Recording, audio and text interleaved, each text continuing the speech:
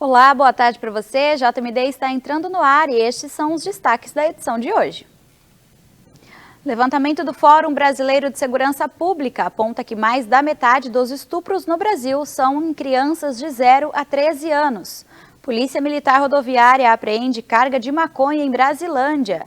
E na última sexta-feira, a cooperativa de laticínios Coapar foi inaugurada em Andradina. O Jornal do Meio-Dia começa agora.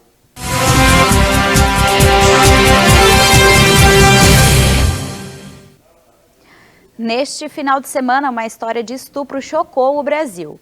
A atriz Clara Castanho, de 21 anos, através de suas redes sociais, revelou que foi estuprada, engravidou e decidiu entregar o bebê para a adoção.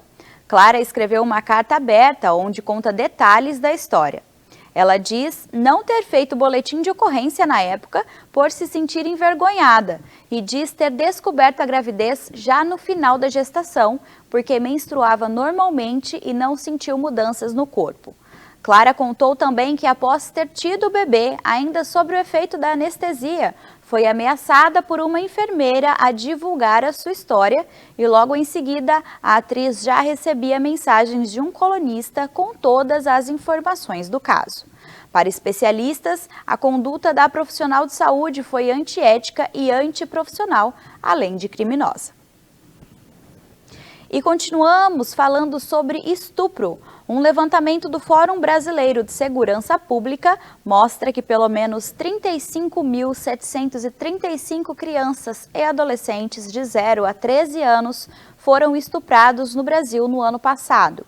Este número é mais da metade dos casos de estupro registrados no Brasil em 2021.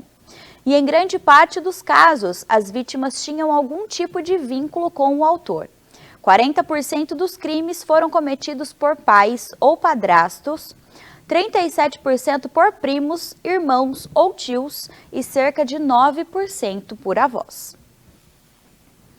E a seguir, Coapar é inaugurada aqui em Andradina na última sexta-feira. Voltamos logo após o nosso intervalo.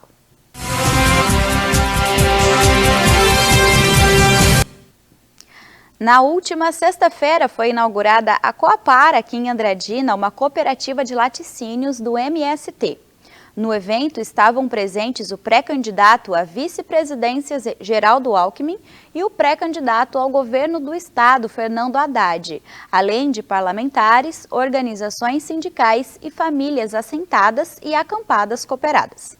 Segundo Lorival Plasto, agricultor e geólogo que integra a cooperativa, eles terão novos desafios, mas estão chegando na fase final de um sonho iniciado em 1998, quando pensaram em ter um laticínio dos trabalhadores. Já não é mais um sonho, agora é realidade. E você fica agora com o quadro Momento Contábil com o nosso parceiro Guto Caetano. Caetano Contabilidade. Olá empresário, olá empreendedor. Hoje eu quero falar com você de uma dúvida muito comum entre os empresários, que é a diferença entre lucro e resultado de caixa. Ou seja, minha empresa pode estar tendo lucro e eu não estar tendo um resultado de caixa positivo, ou vice-versa. Eu posso estar tendo uma sobra de caixa e minha empresa está trabalhando no prejuízo. Neste conteúdo, eu quero explicar isso para você, empresário e empreendedor, para que você entenda a diferença entre lucro e fluxo de caixa, que é o resultado do caixa. Vamos lá. Primeiro é importante entender o que é o conceito de lucro, para ficar claro na cabeça do empresário, para no final deste vídeo você entender a importância de conhecer esses dois conceitos e o que isso pode impactar dentro da sua empresa, tanto positivamente como negativamente. Primeiro, o que é lucro?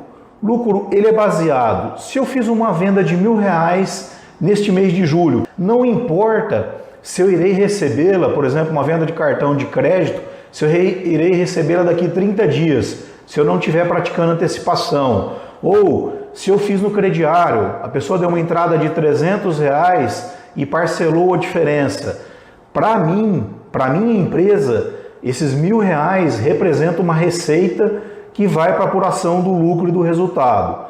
Na mesma linha, se este mês eu fiz uma compra de R$500 de mercadoria para repor meu estoque, independente se eu vou pagar em 30, 60, 90 dias, ele é computado no mês da compra, no mês que efetivamente eu comprei a mercadoria. Então, neste mês, por exemplo, eu tenho uma receita de 1.000 e eu já tenho um custo de 500.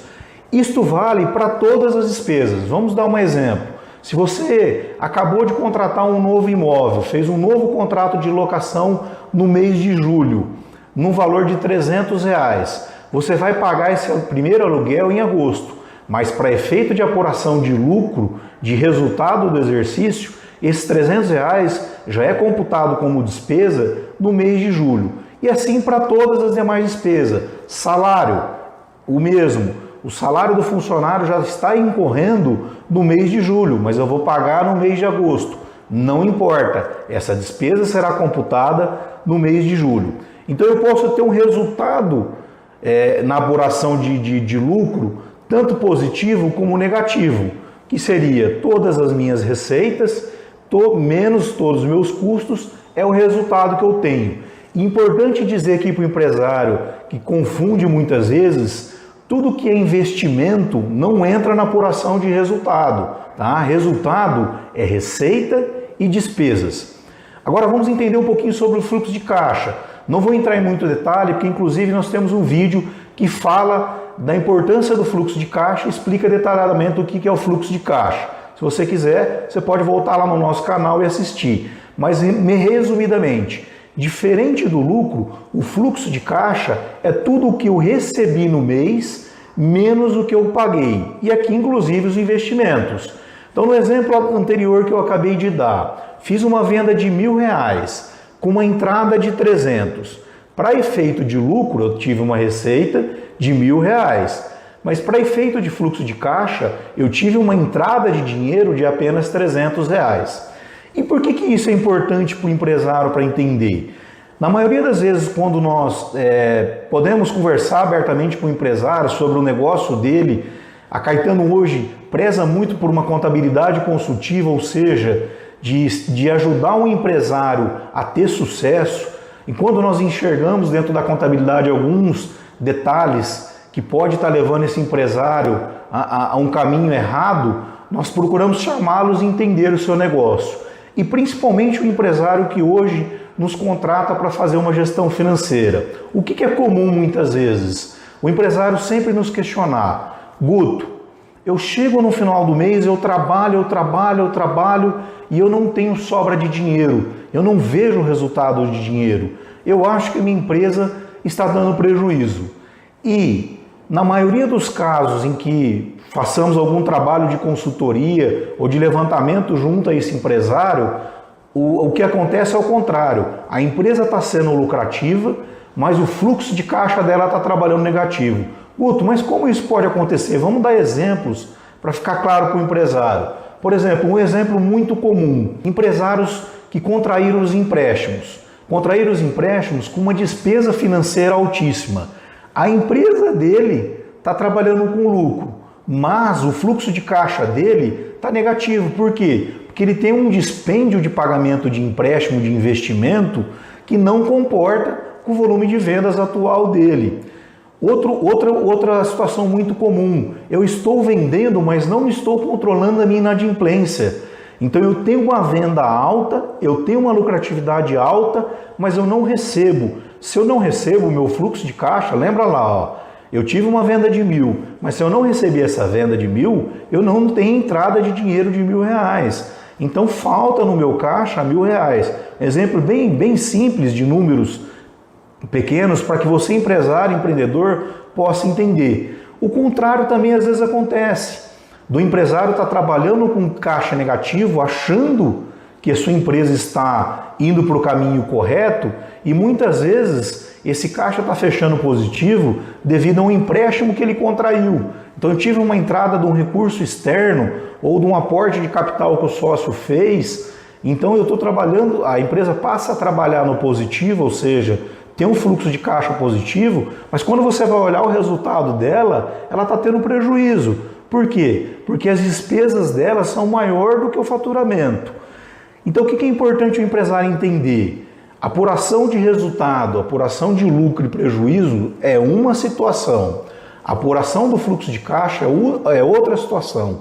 E ambas as ferramentas são fundamentais para o empresário tomar a direção, tomar o controle do seu negócio. Então, exemplo, poxa, se eu estou tendo lucro, mas eu estou trabalhando com fluxo de caixa negativo, eu identifiquei que isso se deve ao meu controle de inadimplência que não está adequado. O que eu preciso fazer? Resolver esse problema interno, fazer um setor de cobrança funcionar, ou bloquear aquele cliente que está devedor, deixar de vender para ele, porque eu estou tendo uma ilusão falsa de que eu estou vendendo bastante, mas eu não estou recebendo, né?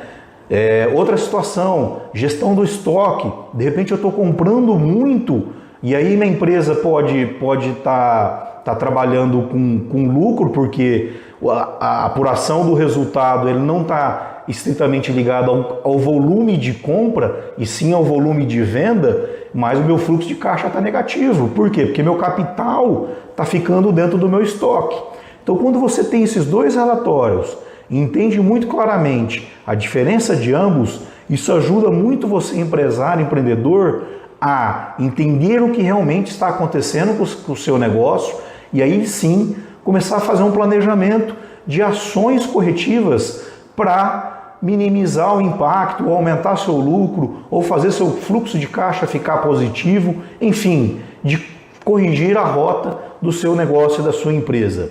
Então, antes de você, empresário, empreendedor, entrar num desespero, hoje a gente tem visto muito isso. Não, eu preciso parar, eu preciso vender minha empresa, o quanto antes eu fizer isso, eu preciso cortar a despesa. Mas por que, a gente pergunta para o empresário, por quê? Porque não está sobrando dinheiro, né? E muitas vezes quando a gente pode ter a oportunidade de fazer uma consultoria, de fazer uma implantação de gestão financeira eficaz dentro da empresa, ou propriamente olhar os números contábeis dele aqui, não é isso que a gente enxerga, né? A gente enxerga uma situação totalmente contrária, com pequenos ajustes, com pequenos detalhes, em alguns casos até ajustes maiores que devem ser feitos, decisões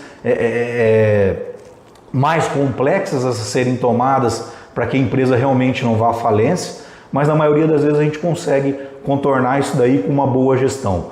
Outro exemplo clássico aqui que eu gostaria de trazer, misturar as finanças pessoais com as finanças das empresas. Já falamos isso também em outros conteúdos. Muitas vezes o empresário, a sensação que a empresa dele não é lucrativa, mas quando a gente entra com essa gestão financeira, a gente observa e o próprio empresário assusta com o volume de dinheiro que ele está tirando. Nada contra isso, o empresário precisa realmente ter resultado, porque ele trabalha para isso, ele precisa ter um ganho suficiente para que ele tenha uma vida particular. Mas o que nós orientamos? Que você separe as despesas, que você fixe um salário que seja condizente com a capacidade financeira da empresa.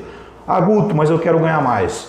Poxa, vamos fazer um planejamento, um trabalho de meta, você precisa aumentar em X a sua venda, você precisa que o teu fluxo de caixa entre nessa seguinte situação para que você possa ter uma retirada maior. Então também é possível aumentar o salário do dono da empresa, ou ele ter participação de lucro, distribuição de lucro frequente, desde que ele organize. Então eu queria trazer esse conceito aqui, porque é muito comum hoje os empresários confundirem e às vezes achar que a empresa dele está num mau momento e na verdade o que está faltando é simplesmente uma boa gestão financeira, uma boa assessoria e uma boa direção do que esse empresário deve fazer.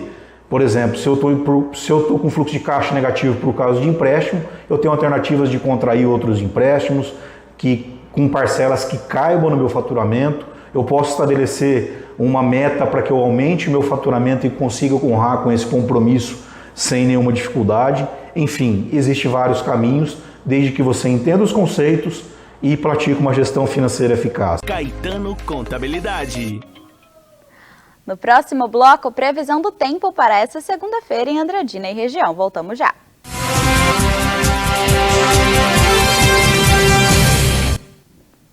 E agora vamos saber como fica o tempo aqui em Andradina com Raquel Moraes.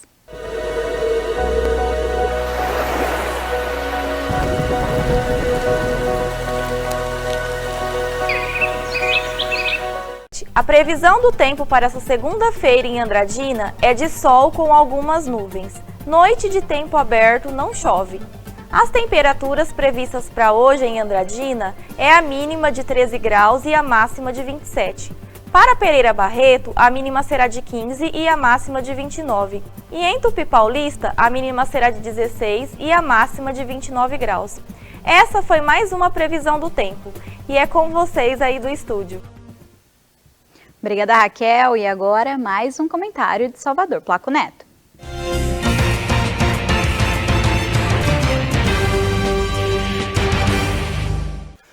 Recentemente, em um intervalo de menos de um mês, 2 meninas de 1 e 4 anos morreram após serem picadas por escorpiões em cidades da região de Araçatuba. Os casos geraram comoção, deixaram moradores de Birigui e Luisiânia preocupados e levantaram discussões sobre o assunto. O que fazer quando uma pessoa é picada por um escorpião? Quais hospitais e unidades de saúde possuem soro anti-escorpião? Quais as medidas devem ser tomadas para evitar a aparição do animal peçonhento? O que não fazer quando uma pessoa é picada por um escorpião? São os motivos do nosso comentário hoje. Em casos de acidentes, os moradores devem procurar o serviço de saúde mais próximo para que possam receber o tratamento o mais rápido possível. Além disso, outras medidas podem auxiliar, como higienizar o local com água e sabão e aplicar compressa morna, se possível, com segurança e desde que não leve muito tempo, pois a prioridade é o atendimento médico urgente, capturar o animal e levá-lo ao serviço de saúde. Não devem ser realizadas as seguintes medidas: torniquete, garrote ou curativos que fechem a ferida, pois isso pode favorecer a ocorrência de infecções. Espremer ou fazer sucção no local da picada. Aplicar qualquer tipo de substância, fezes, álcool, querosene, fumo, ervas, urina, pó de café, terra. Nem colocar gelo ou água fria no local da picada. Nem todos os casos precisam de soro anti-escorpiônico, pois, dependendo do tamanho da pessoa, é aconselhado somente uma medicação para a dor. Porém, crianças podem sofrer complicações sérias por conta da picada do escorpião e precisar de soro anti-escorpiônico. E também internação. Os escorpiões encontram disponibilidade de abrigo em terrenos baldios, com acúmulo de entulho e de alimento em abundância. Alterações climáticas, por sua vez, têm elevado a temperatura, favorecendo uma maior quantidade e reprodução do escorpião amarelo, que possui característica parte na genética, ou seja, a fêmea se reproduz sozinha. A forma mais adequada de se evitar o aparecimento de escorpiões nas residências é não acumular detritos e entulhos no terreno, principalmente aqueles que possam atrair baratas e servir de abrigo para os escorpiões. Também deve-se vedar frestas, vãos e ralos que permitam a entrada desses animais. Já a Prefeitura tem a obrigação de manter os espaços públicos limpos, quanto à coleta de lixo, limpeza de áreas baldias, realizar de forma programada o manejo ambiental e o controle de escorpião. E orientar a população quanto à importância da limpeza dos ambientes públicos e de seus domicílios. Em São Paulo, são poucos os hospitais de referência onde se encontra o soro anti-escorpiônico. Então é preciso se precaver, é preciso se tomar todos os cuidados recomendados.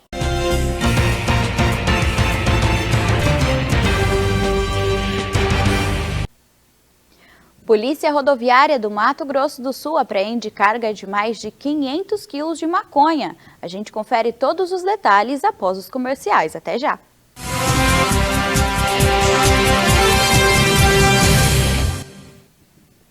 Na noite de ontem, a Polícia Militar Rodoviária de Brasilândia apreendeu uma carga de 558 quilos de maconha. O caso ocorreu durante um policiamento em Três Lagoas, quando a equipe da base operacional fazia parada de carros. Os policiais pediram para um condutor de um veículo Ford Fiesta da cor branca, placa de Palhoça, Santa Catarina, parar o carro, porém o motorista ignorou a ordem e fugiu em alta velocidade, sendo abordado quando chegou na cidade de Brasilândia. O condutor do carro, de apenas 22 anos, informou que receberia R$ 8.000 para transportar a carga de Ponta Porã para Três Lagoas. Ele recebeu voz de prisão por tráfico de drogas e foi encaminhado até a Delegacia de Polícia Civil da cidade. Muito obrigada pela sua audiência. O Jornal do Meio-Dia está terminando. Para enviar sugestões, você já sabe, o telefone é 3702-7799 ou também pelo nosso WhatsApp 18 99661 6943. Nos siga também nas redes sociais, Facebook e Instagram. Você fica agora com o Washington Luiz e o programa Controle 190. Boa tarde e uma boa semana.